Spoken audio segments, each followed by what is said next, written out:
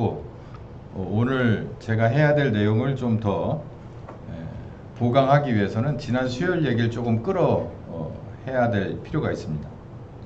지난 수요일 날 얘기는 이제 무슨 얘기를 했느냐면 기도는 우리들을 예수 안에서 고상한 지식, 예수 그리스도를 아는 고상한 지식으로 이끌어 준다라는 얘기를 했어요. 기도는 일방적으로 비는 게 아니고 하나님과의 대화고 소통입니다. 반드시 응답이 있고 그 기도는 하나님께서 우리의 반드시 크고 작은 열매로 인도하세요. 그 열매는 반드시 우리의 순종이 뒷받침돼야 됩니다. 그래서 우리가 알 수 있는 것, 그래서 하나님이 이끌어 주시는 열매로 끌어가는 것 중에 바로 요 얘기를 뺄 수가 없습니다. 그리스도를 아는 지식에 충만한 우리로 만들어요. 우리가 예수 때문에 여기 나와 있습니다. 예수 때문에 11조도 하고 예수 때문에 여기 와서 애들 데리고 이 귀한 시간에 벌써 일주일이면은 여러분이 드는 금전적인 시간적인 그리고 온갖 것들을 감수하는 것이 다 뭐 때문에 그렇습니까? 예수 때문에 그렇잖아요. 예수 때문에 그렇고 뭐 나중에 있는지 없는지 100% 확신 못 하시는 분들도 많겠지만 천국하고 구원 때문에 그러잖아요. 근데 우리가 진짜 그리스도 예수에 대해서 얼마나 알고 있냐라는 건 전혀 다릅니다. 내가 서울대학교 이름은 잘 압니다. 근데 서울대학교를 안 다녀봤어요. 그래서 서울대학교는 어떻게 들어가서 뭐 하다가 어떻게 나오는지를 몰라요. 교회도 마찬가지예요. 예수의 이름 갖고 왔어요. 뭐 여러 가지 이유가 있어요. 은혜를 강제적으로 받기도 하고 그냥 따라다니기도 하고 어쩔 수 없이 낑겨 다니기도 합니다. 뭐든 상관없어요. 근데 그리스도 예수에 대해서 아는 지식으로 넘어가는 두 번째 단계로는 잘 안 가는 것 같습니다. 그러니까 제가 좀 전에 말씀드린 그런 헛방 그리스도인들이 많은 거예요. 그리스도 예수에 대해서 알아야 합니다. 여러분은 교회에 오셨습니다. 꼭 그리스도를 아는 지식에 충만하시기를 예수님의 이름으로 축원합니다.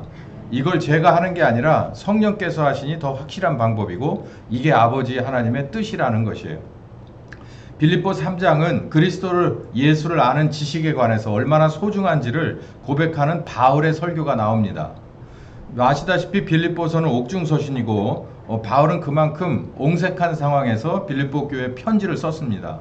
그러다가 3장쯤 읽어보면 바울이 자기가 얼마나 예수 그리스도에 대해서 알아가는 일이 그 지식을 얻어가는 일이 소중하고 기쁜지에 대해서 설명을 하고 있는데 이 전체를 쭉 읽어보시면 자기가 예수님 때문에 이러한 이력서를 다 버렸다라는 얘기를 해요.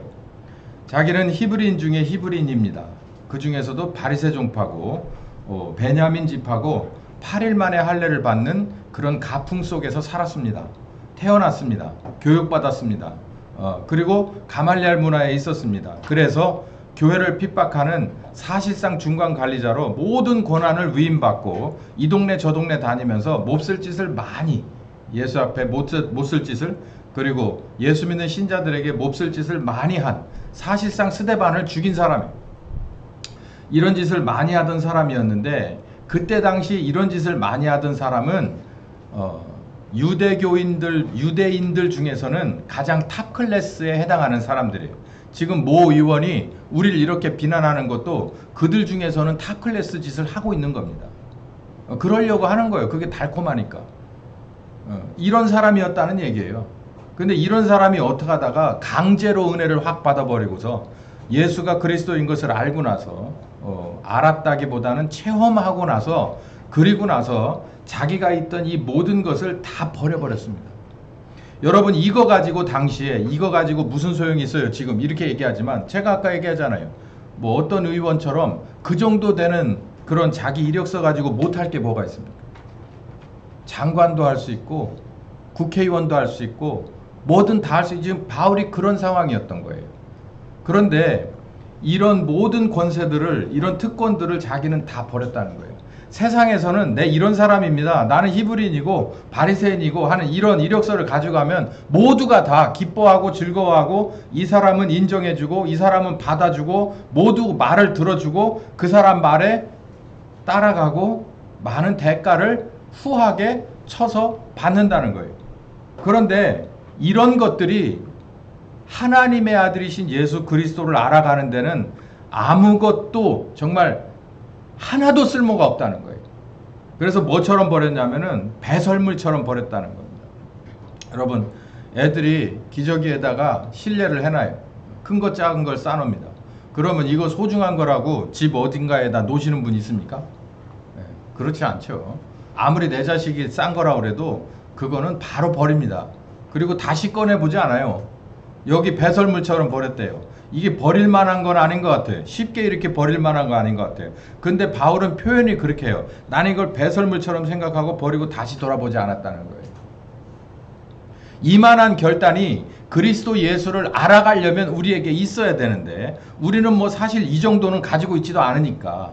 그런데 이것보다 한 100분의 1 정도도 안 되는 것이라도 여러분에게 그리스도 예수를 알아가는 데는 도움이 전혀 되지 않는다는 것이에요. 그걸 왜 그렇게 표현하고 있냐면 율법에서 난 것이기 때문에 그래 라고 얘기를 해요.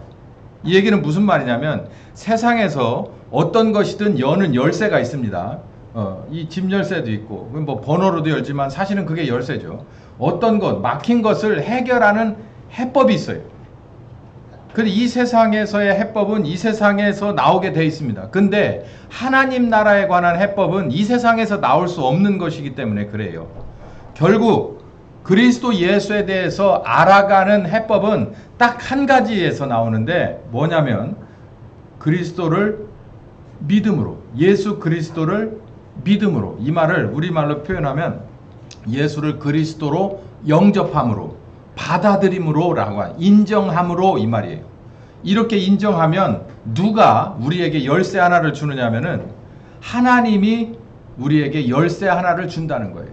하나님이 였다 열쇠 하나. 그럼 이 열쇠를 가지고 어딜 열 수 있느냐면 그리스도 예수를 알아가는 지식의 문을 열 수 있다는 겁니다.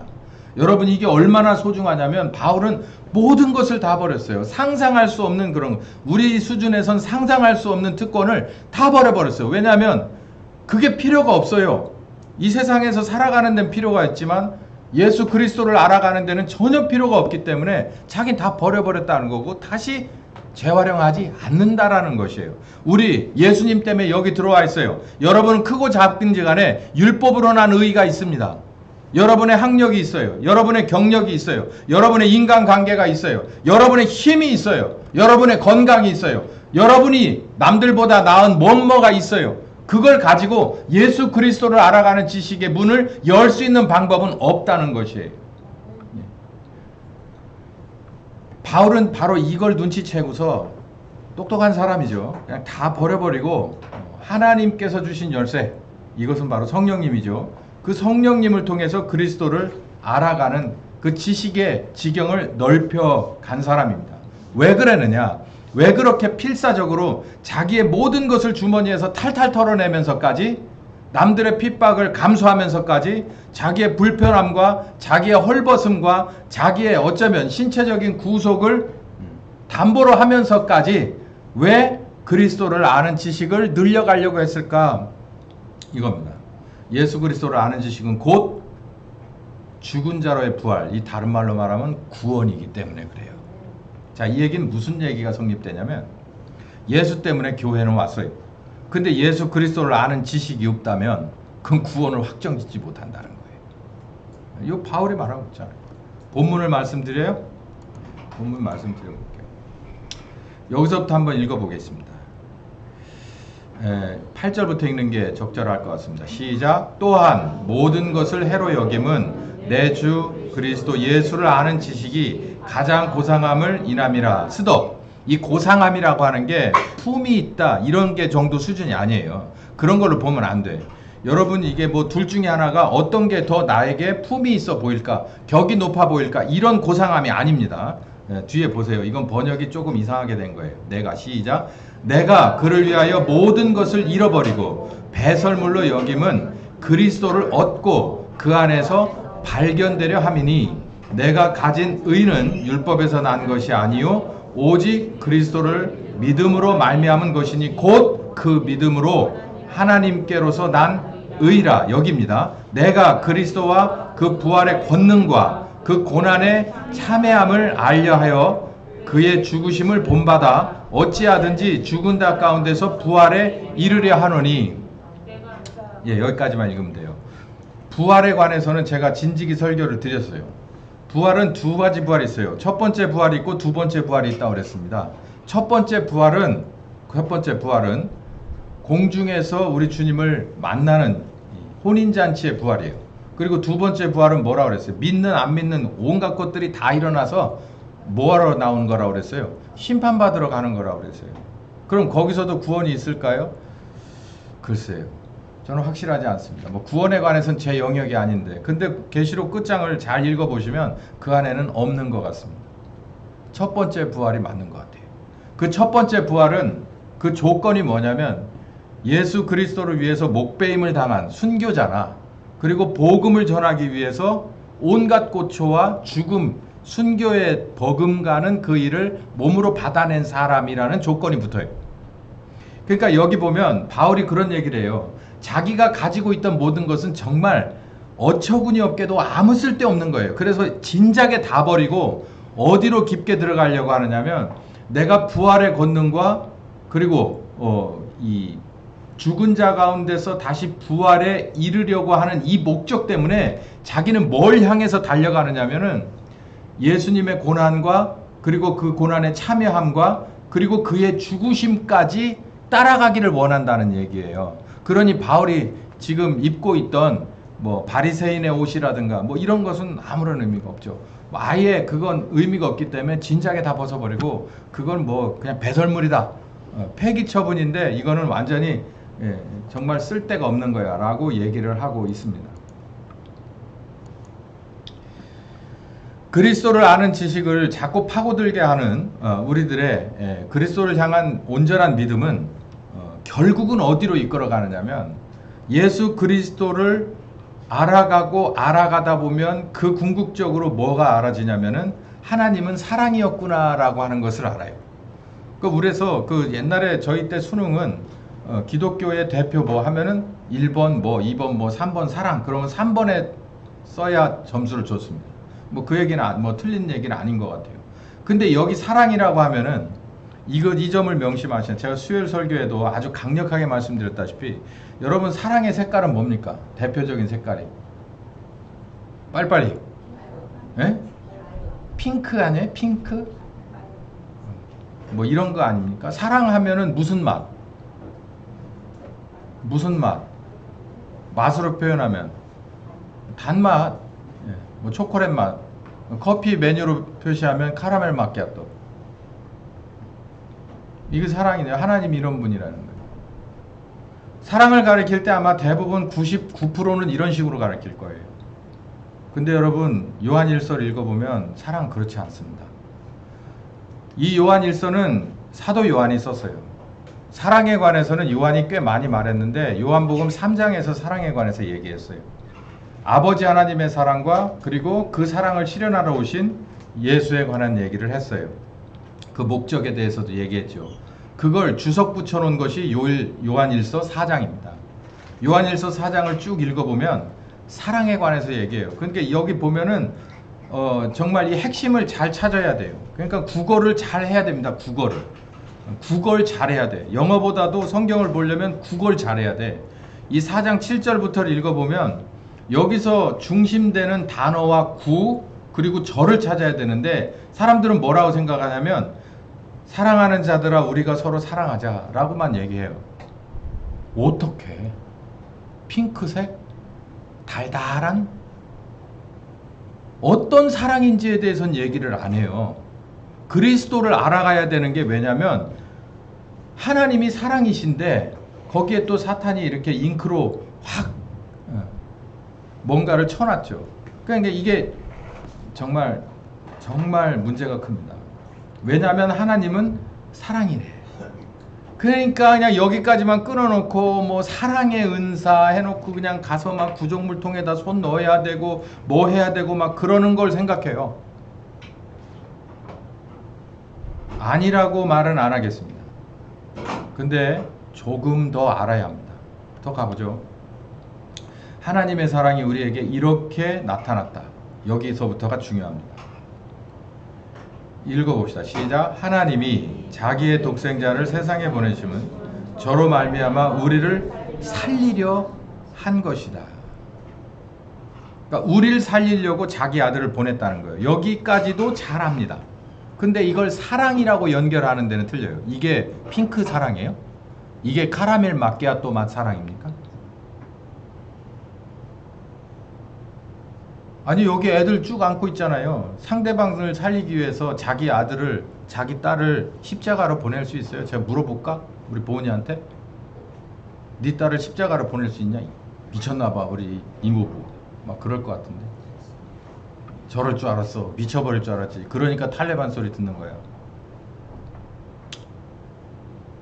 근데 여기 하나님은 그렇게 했다는데 이게 사랑이라는데 우리가 아는 사랑하고는 완전히 다른데. 그래서 우리도 하나님이 사랑이니까 우리도 뭐 하자는 거예요? 사랑하자는 거예요. 이제 정신이 좀 들어오세요? 쓴맛 좀 보셔야 돼요. 사랑이 뭐라고요? 받는 게 사랑이 아닙니다. 주는 건데 적당히 구정물 통해서 손 한번 집어넣어주는 사랑이 아니고 살리기 위해서 내 살점 하나를 떼주는 거예요. 이게 사랑이라는 거예요. 목숨 하나가 죽었어요. 근데 자기 외아들의 목숨 하나가 죽었어요. 아브라함의 창세기 22장에도 그렇잖아요. 이게 사랑인데요. 그러니까 탈레반이라고 해도 맞는 말이에요. 좀 더 가봐요. 10절 시작. 사랑은 여기 있으니 우리가 하나님을 사랑한 것이 아니고 오직 하나님이 우리를 사랑했다라는 거예요. 자, 세상은 수요와 공급이 있습니다. 서로 맞닥뜨리는 것 같지만 사실은요, 필요한 사람이 공급자를 찾아요. 아픈 사람이 병원을 찾습니다. 아주 기본적인 건 그래요. 목마른 자가 우물 파는 거예요. 목 안 마른 사람은 우물 안 파도 돼요. 근데 목말라 죽게 생긴 사람은, 그 사람 옆에 있는 사람은 우물을 파야 돼요. 근데 여기 보면 죽게 생긴 사람은 우린데, 난데 하나님이 뭐를 해요? 우물을 파요. 이게 거꾸로네? 아, 사랑은 거꾸로구나. 사랑은 필요한 사람이 요구를 하는 게 아니라 봐서 이거 안 되겠네 라고 생각하는, 필요를 보는 사람이 먼저 손을 내미는 것이 사랑이라는 거예요. 이래도 핑크예요? 목사님 핑크 같아요. 카라멜 마끼아또 같아요. 그건 굉장히 수준 높은 분 얘기고, 제가 하나 더 첨언을 해볼게요. 상대방이 엄청 싸가지가 없어요. 그런데도 손을 내밀어야 돼요. 우리가 예수님 좀 보내서 나 좀 살려주세요 한 사람이 하나도 없대요. 이건 제 얘기가 아니라 바울의 얘기예요. 그런데도 하나님은 먼저 생각했다는 거예요. 이들을 위해서는 누가 필요하다? 내 아들의 피가 필요하다라고 생각했다는 거예요. 그리고 보냈다는 거예요. 그리고 십자가에서 죽었다는 거예요. 그게 사랑이라는 거예요. 아직도 핑크예요?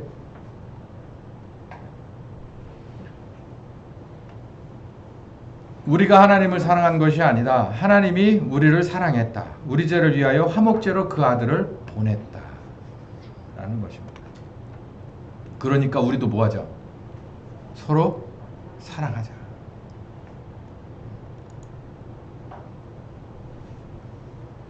하나님은 사랑이다. 좀 사랑이 조금 감이 오시죠? 하나님의 사랑의 특징은 죽을 죄인을 구원하기 위해서 자기의 독생자를 제물로 보내는 겁니다. 우리는 할 수 없는 그런 일을 하신 거예요.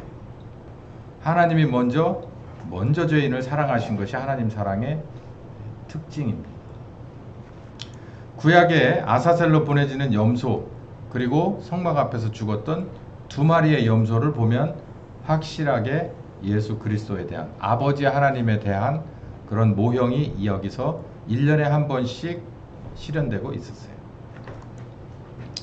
요한복음 1장에도 침례 요한 앞에서 예수님이 바로 이런 고백을 받았습니다. 하나님의 어린 양이다. 세상의 죄를 지고 가는 어린 양이다. 사람 보고 그 얘기를 했어요. 이렇게 죽게 될 것이다 라는 것을 침례 요한은 먼저 감지를 했죠. 요한복음 12장에 하늘에 미리 이렇게 마지막을 맞는 것이 맞다라고 얘기한 요 얘기가 있습니다. 요 얘기는 제가 오늘 두 번째 설교에서도 본문으로 잡아놨기 때문에 요 얘기는 좀 지나가도록 하겠습니다. 다시 복습하겠습니다. 기도는 일방적으로 비는 것이 아니에요. 앞에 돌로 만든 벽에다가 아니면은 또 돌로 만든 무슨 조형물에다가 아니면 아무것도 없이 뭔가를 가져다 어쩌면 십자가 하나 걸어놓고라도 일방적으로 비는 기도는 기도가 아닙니다. 특히 신약의 그리스도인에게는 이런 기도는 기도가 아니에요. 기도는 성령님, 정확히 말하자면 성령님과 나의 소통하는 대화예요. 소통하는 그런 모든 것이 기도입니다. 반드시 응답이 있고요. 거기에는 결과들이 크고 작은 결과물이 있게 마련이에요. 반드시 우리는 그 말씀에 순종, 나를 부인하고 순종하는 바로 이 대가가 필요합니다. 하나님의 사랑으로 이끌어가요. 다른 말로 그리스도 예수를 알게 해준다는 얘기예요. 자, 여러분, 저는 이 설교를 수요일 날 했어요. 저는 이 설교를 다시 끌어낸 이유는 바로 우리가 요점을 알기 위해서입니다. 교회 안에 들어왔으면 누구든지 하나님의 뜻대로 돼야 되는데 그 하나님의 다음 스텝은 뭐냐면 그리스도 예수를 알아가는 것입니다. 그리스도 예수를 알아가지 못하면, 다른 말로 하면 오늘 말씀드렸듯이 하나님의 사랑에 관해서 알아가지 못하면 우리는 하나님의 뜻대로 되는 것이 아니에요. 그거 성경에 나온 비유대로 하면은 잎만 무성해서 열매가 없는 나무고, 그리고 속이 꽉 차지 않은 쭉정이를 말하는 거예요. 그거 골라낸다고 했잖아요. 그거 치워버린다고 했잖아요. 제가 말씀드리죠. 우리는 그리스도 예수를 알아가야 합니다. 사랑을 똑바로 알아가, 하나님의 사랑을 똑바로 알아가야 돼요.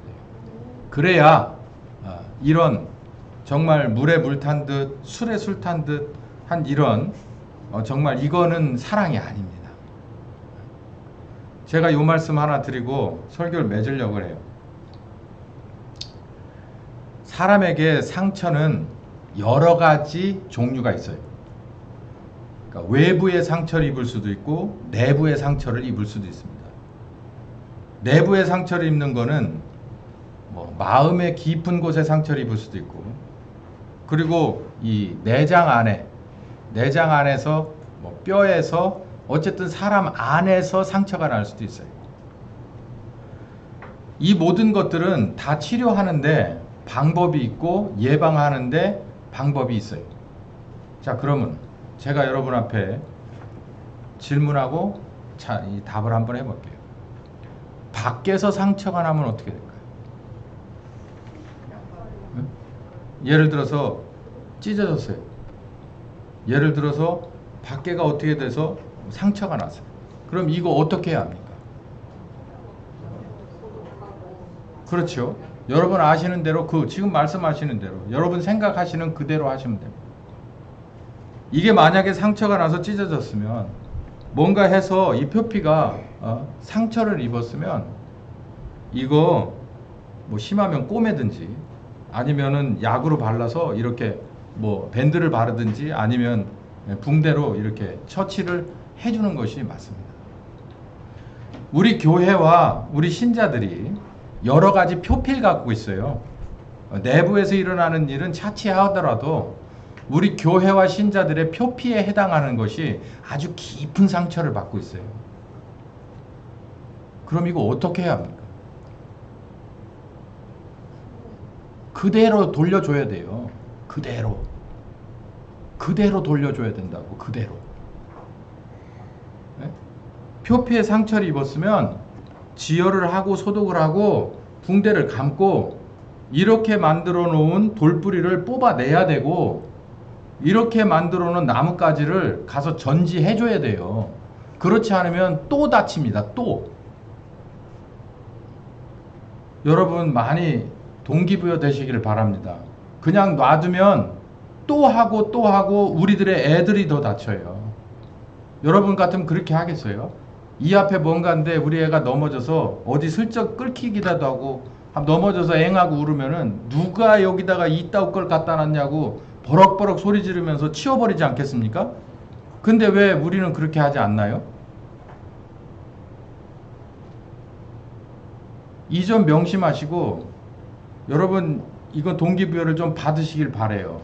그렇지 않으면 또 다칩니다. 또 다치고 더 깊이 들어와요. 이제는 살짝 찢어진 것이 아니라 아마 깊이 내장까지 들어올 가능성도 있어요.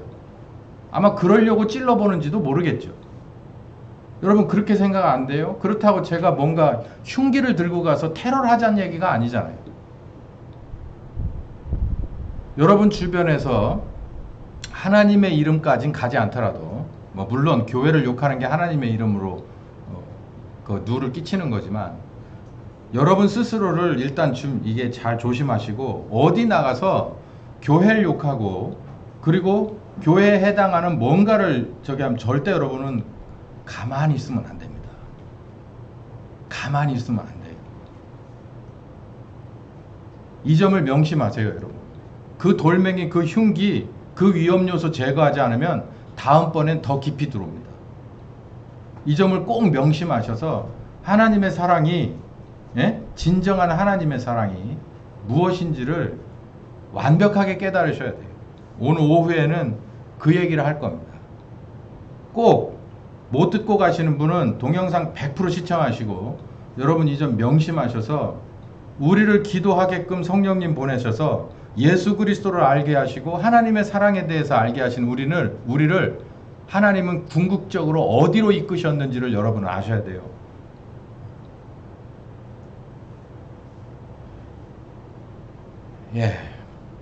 여러분의 기도의 수준이 점점 더 높아가시기를 예수의 이름으로 축원합니다. 귀하신 주님 감사합니다.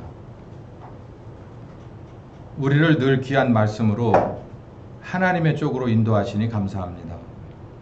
우리들의 싸움은 혈과 육은 아닙니다. 그러나 혈과 육이 아니므로 그저 앉아서 다른 곳만 쳐다보고 있는 것이 옳은 것은 절대 아닙니다. 하나님 우리에게 예수 그리스도를 아는 지식을 충만하게 하여 주시옵소서. 우리 열심히 따라가서 하나님의 사랑이 어떤 것인지 그 사랑으로 말미암아서 그 계명을 지키는 것이 얼마나 소중한 것인지 그리고 하나님 앞에 영광이고 세상에서는 얼마나 의미 있고 그리고 복된 길인지를 알아가는 우리 모두가 되기를 바랍니다. 함께하여 주시옵소서. 예수님의 이름으로 기도했습니다.